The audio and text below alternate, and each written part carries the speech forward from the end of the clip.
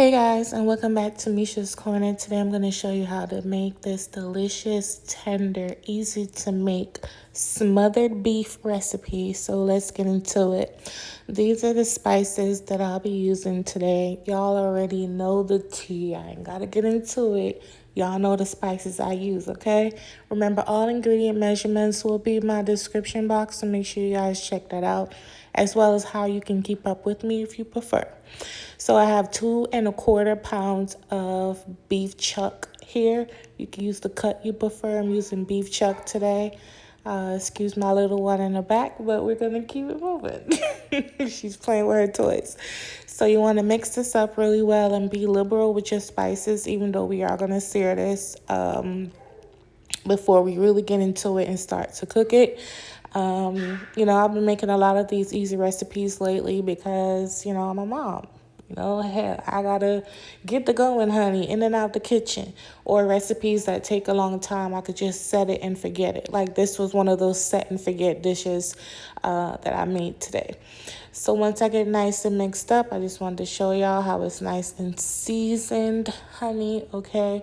You can allow it to marinate. I don't think mine's marinated more than 30 minutes. I don't think it could even got to 30 minutes, but here we are. So now I'm going to sear the meat on both sides. You want a deep sear on there because that's what's going to help with the color of your gravy. So you see, oh, my meat nice and melanated. You see it look like me? Dark brown, just like me. I don't want to see on a pot of boil. I never tell you for boil the meat. I say for sear the meat. Get color upon it. So don't come over here, come tell me say it don't look the same. Sear, turn up the stove, medium high, sear the meat.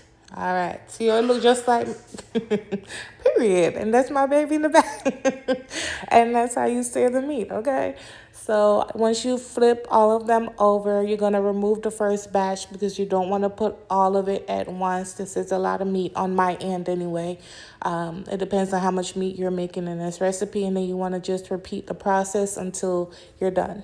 I also like this recipe because it's great for meat for multiple times of the week, and you could just reheat it, and you don't have to be cooking every single day.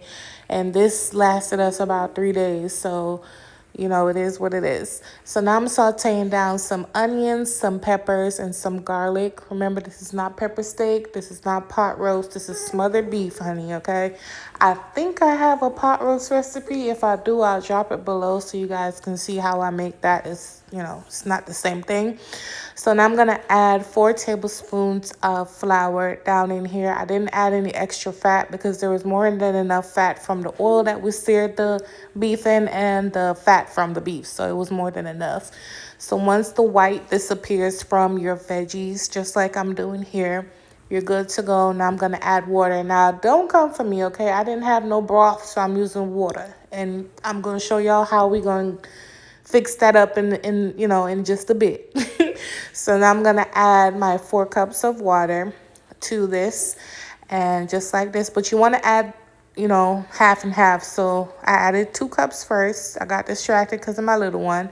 2 cups first, and you're going to get it nice and thick. You see how that is? And then you're going to add the other 2 cups of water. And once that's coming up to a boil, now we're going to season it. Because I did not have broth, I'm now using chicken bouillon powder. And now I'm going to re-season with the spices that I used to season the meat with.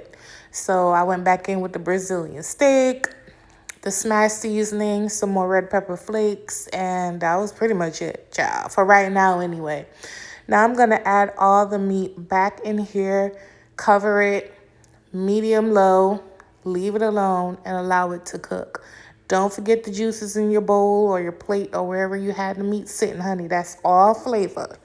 So now cover it and allow it to cook, and I'll show you guys what it looks like after about 2 hours. After about 2 hours, while stirring every 30 minutes or every hour, just keep an eye on it. This is what it looks like. So now I'm going to add scallions, fresh thyme, and butter. And I'm going to re-season with a little more smashed seasoning because it needs a little more salt and pepper for me. You know, again, you can add as much spices as you prefer, but always remember I'm cooking for myself and a little one, so I can't over season my food like I would want to. But some hot sauce would be great in here. Some habaneros would be great in here. Some jalapenos would be great in here if you prefer. It would be awesome. You don't need a recipe for that. But this is what the meat looks like. It's nice and tender, and now I'm gonna let you guys see that. Now I'm going to cover it again and let it continue cooking for another 15 minutes. And then I'm going to plate it up and let you guys see what this looks like. So if you have one man, one boyfriend, one baby father, and you want to cook him something delicious, quick, spot on, always like a taste good, I the recipe for you. This is the recipe for you, all right? You see all the plate nice and full. You have the veggies, you some cheesy broccoli. They were so amazing, by the way. This is how you make the man plate, or the plate for yourself. If y'all cook for yourself or your kids, full up them plate just like this. Okay, guys. But thank y'all so much for watching. I love you for your support. I'm about to show y'all my baby's plate, but this is just looks beautiful. Look at my baby's plate. She's growing up on y'all. Y'all internet niece is growing up. But thank y'all for watching. Love you. Bye.